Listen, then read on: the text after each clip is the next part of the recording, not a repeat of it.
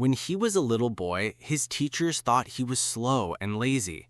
He did not speak until he was 4 years old, and his school director said he would never succeed at anything in life. But decades later, this exact same boy grew up to completely reshape how humanity understands space, time, light, and the entire universe.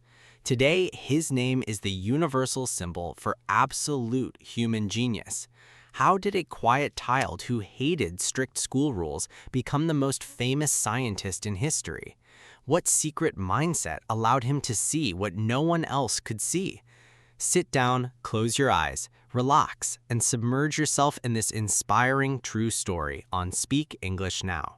Before we turn the pages of history together, please hit the like button, subscribe to our channel, and share this video with someone who loves learning today. Now, let us begin. Hello, and welcome back to Speak English Now. Today, we are opening the historical biography of one of the greatest minds in human history, Albert Einstein. Our story begins in a small, quiet town called Ulm in the country of Germany on March 14, 1879. When little Albert was born, his parents were very happy, but they were also a little worried. Albert was a very quiet baby. Unlike other children who start talking around 1 or 2 years old, Albert did not speak at all until he was almost 4 years old. When he finally spoke his first words, he spoke very slowly. Before saying any sentence out loud, he repeated the words quietly to himself first. His family thought he was shy, and some teachers even thought he was not very smart. Albert did not like big, noisy games with other children. He preferred to sit alone on the floor, building big houses out of playing cards or putting together complex wooden puzzles. He loved silent activities that required deep thinking. His mother, who loved music, introduced him to the violin when he was 6 years old. At first, Albert did not like strict violin lessons, but soon he fell in love with music. Playing the violin became a lifelong friend that helped him think when he faced difficult scientific problems later in life. When Albert was 5 years old, a very small event happened that changed his life forever. Albert was sick in bed, feeling bored and warm under his blanket. His father came into the room to visit him and brought him a small present. It was a pocket compass. Young Albert took the small metal compass in his hand. He looked at the tiny magnetic needle inside.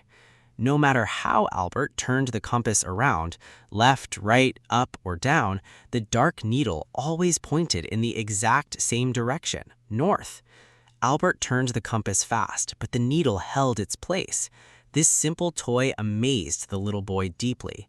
He felt cold shivers on his skin. He understood that there was something invisible in the empty space around the compass, an invisible force that was moving the needle.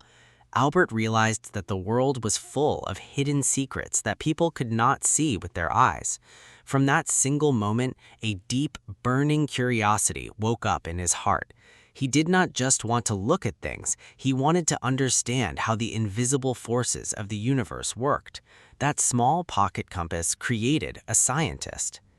As Albert grew older, his family moved to the city of Munich, Germany, where he went to school. In Germany during that time, schools were very strict. Teachers acted like military officers. Students were expected to sit completely still, memorize long lists of dates and facts, and repeat everything the teacher said without asking questions. Albert hated this style of education. He believed that learning should be an exciting adventure, not a boring military exercise.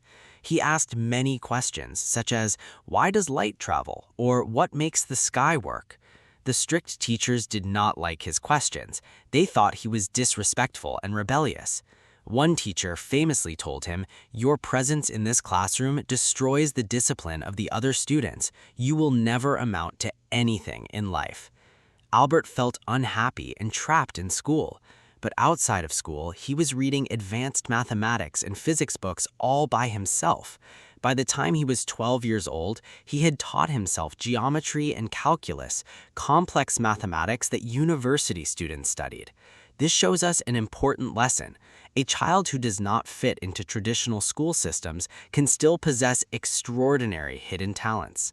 When Albert was 15 years old, his father's business failed and his family moved to Italy to find work. Albert left his German school and later moved to Switzerland to finish his education. In Switzerland, the school system was much more open and friendly. Teachers encouraged students to think independently, ask creative questions, and perform laboratory experiments. Albert loved Switzerland. He entered the prestigious Federal Polytechnic School in Zurich to study physics and mathematics. There, he met a talented young woman from Serbia named Mileva Maric, who was the only female student studying physics in his class. They shared a passion for science, fell in love, and later got married. After graduating university in 1900, Albert faced a difficult problem. He could not find a job as a university teacher or researcher. None of his professors gave him a recommendation because they remembered him as a student who preferred his own ideas over his teacher's lectures. For 2 years, Albert struggled to earn money. Finally, in 1902, a friend helped him get a job in the humble city of Bern, Switzerland. He became a clerk at the Swiss Patent Office. His job was simple: sit at a desk, read descriptions of new inventions made by other people, and decide if the inventions are good and original. Working at the patent office seemed like a very boring, ordinary job, but for Albert, it was a blessing in disguise. The job was easy for him, so he finished his official work in just a few hours every morning. For the rest of the day, he hid his scientific notes inside his desk drawer. Whenever his boss walked by, he closed the drawer and looked like he was reading patent papers, but in secret, he was reimagining the physics of the universe. In the year 1905, when he was just 26 years old, something incredible happened. History calls this year Einstein's annus mirabilis, his miraculous year. While working full-time at the patent office, without a laboratory, without a supercomputer, and without university funding, Albert wrote 4 scientific papers that completely revolutionized modern physics.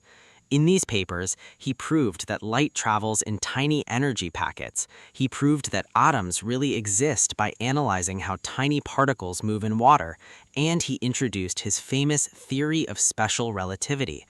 He showed the world that time and space are not fixed or constant. They can slow down or stretch depending on how fast you're moving. He also wrote the most famous equation in history, E equals mc squared. This simple formula proved that mass and energy are 2 forms of the exact same thing.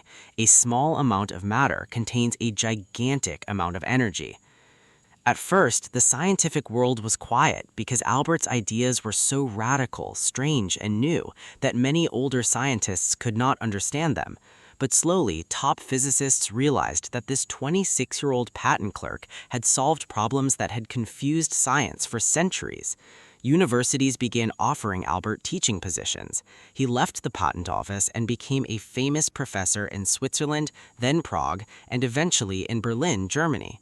In 1915, after years of intense mental work that nearly ruined his health, Albert published his theory of general relativity.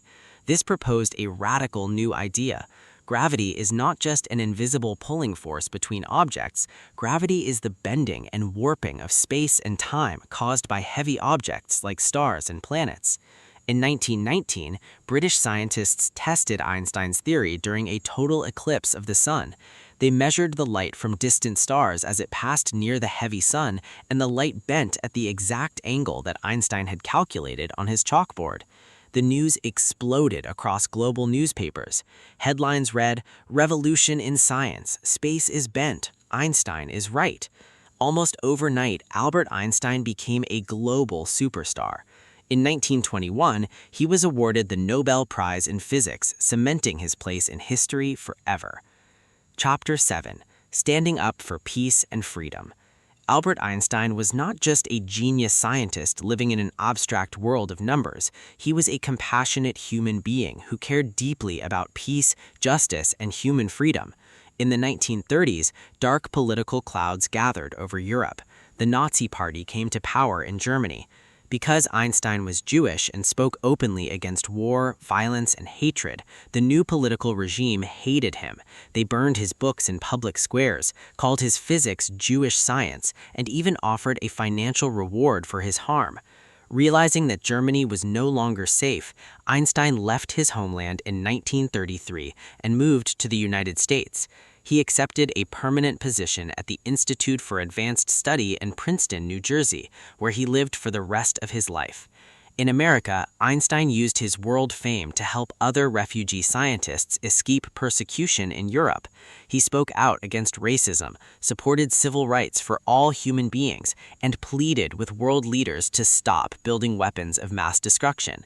He believed that science should always be used to heal, build, and bring people together, never to destroy human lives.